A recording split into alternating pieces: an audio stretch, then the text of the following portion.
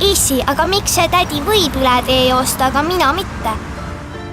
Vanematel on laste liikluskäitumise kujundamisel oluline roll, kuid mööduv inimene tänavalt võib kogu tehtud töö ühe vale teeületusega nullida.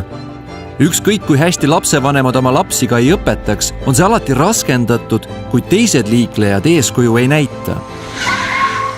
Sina oled ettenäitaja, et tema oleks ettevaataja. Kampaania, mis levis nii teles, välimeedias, raadios kui ka sotsiaalmeedias, juhtiski ilma lasteta liiklejate tähelepanu sellele, et ka neil on laste liikluskäitumise õpetamises oluline roll. Ole sa vanem koolivend, tuttav või juhuslik mööduja tänaval. Igaüks meist on ettenäitajaks kõige pisematele liiklejatele.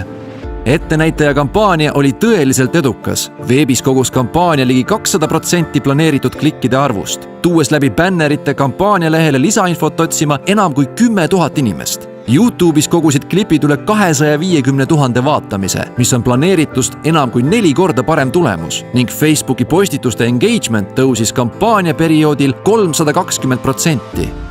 Järgmine kord, kui teed ületad, mõtle sellele, et ka sina oled ettenäitaja, et tema oleks ettevaataja. Peatu, vaata ja veendu, et oled hea eeskuju.